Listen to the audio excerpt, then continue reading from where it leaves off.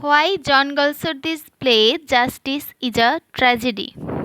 The term tragedy is broadly applied to dramatic representations of serious and important actions which turn out disastrously for the central character or the tragic protagonist.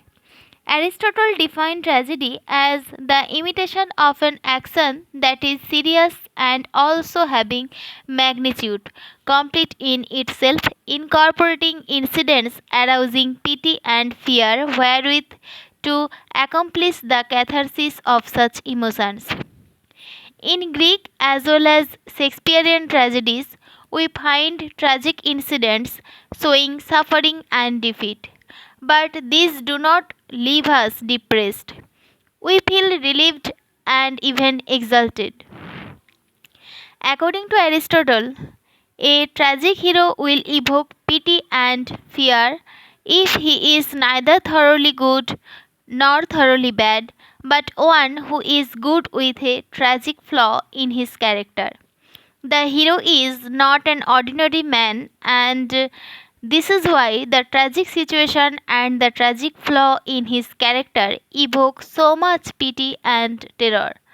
Such a hero, better though than we are, is shown suffering a change in fortune only because of this flaw, which is but an error of judgment.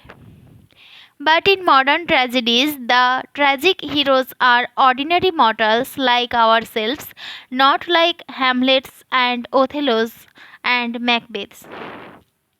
They are mostly the offsprings of social problems, and so their bewildered defeat evokes in us only compassionate understanding instead of tragic pity and terror. Galsworthy's justice had such a hero in William Falder, who is only a poor clerk with little means to help an unhappy woman he is in love with. There is little grandeur in his act of forgery and in his death. We feel sorry for him because we have our sympathy for him. At the end, we feel depressed, not relieved, and exalted. Ruth Honeywell too claims our sympathy, though she is not dead. We feel sorry for her, for the death of Falder leaves her without a friend in a cruel society. Falder's error of judgment leads him to his detection. It shows his desperation, not cool calculation, when he alters the counterfoil of the forged check. If he had not altered that counterfoil, Davis would remain the suspect. In spite of the fact that the pathos in his character draws tears in our eyes, Falder is too weak and pathetic to reach the tragic height. Falder is just a helpless victim of a system where, in the name of morality and justice, the poor and the weak are constantly crushed beyond recognition. The flaw is not in Falder, it is in our system of things, in our stale values. His end represents the frustration of the modern man who is constantly harassed and tormented by the false values of a commercial society.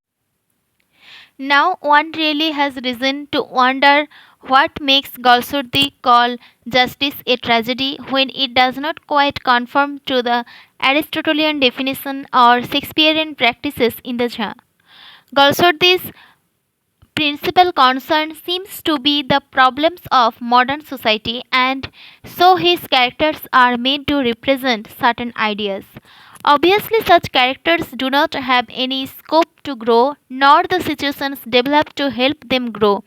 In Justice, for example, Falder is rather flat and a mere type, remaining the same from the beginning and end, brooding, nervous, and dazed.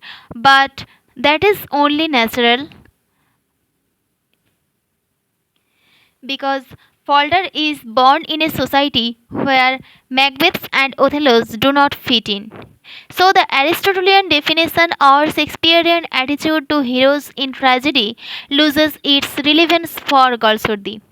As Professor Nicole rightly says, Galsworthy has given a new dimension to tragedy by showing the waste caused by the destruction of innocent and well meaning social beings by malicious social forces which are as strong today as the gods and the destiny were in the past. We have to judge justice in the light of this new concept of tragedy. According to this new concept, the modern dramatist is required to create his accommodating two demands, the demand of art and the demand of life. Goldsworthy tries sincerely to keep away from these apparently conflicting demands and succeeds in reconciling them to a considerable extent. And the result of all this is his innovation, the new social tragedy in which the most powerful character is the society with its all pervasive influences. Though Falder is not a hero in the Aristotelian or Shakespearean sense, the entire dramatic action of justice emanates from him. Everything happens around him. He claims all our attention, sympathy, and pity. He does everything and suffers not for himself but for Ruth Honeywell. But even then, we find him an unheroic hero whose tragedy is never grand and sublime, whose suffering and fall do not inspire awe. If we admire him, it is because he is victim of a social injustice which we all resent. He does not stir our deeper emotions beyond pity, which is aroused by the spectacle of waste. He is caught in a vicious web, and even James Howe fails to extricate him when the custodian of the legal system comes to pounce upon his prey for not reporting himself at the police station. Holder knows that it is no use struggling, for he cannot get away from justice. Each time he tries to leave, the society hurls him down the precipice and he is made to crawl under its wheel only to get crushed in the process. So, only to flee this society. Only to flee from this society, Folder jumps to his death. It is his only bold attempt to give justice the slip. And it helps us see the rot. The pathos in Folder's character moves us all to pity, but he does not emerge as a tragic hero in the true sense. He represents the frustration of the modern man who is constantly baffled and harassed by the false values of a heartless commercial system.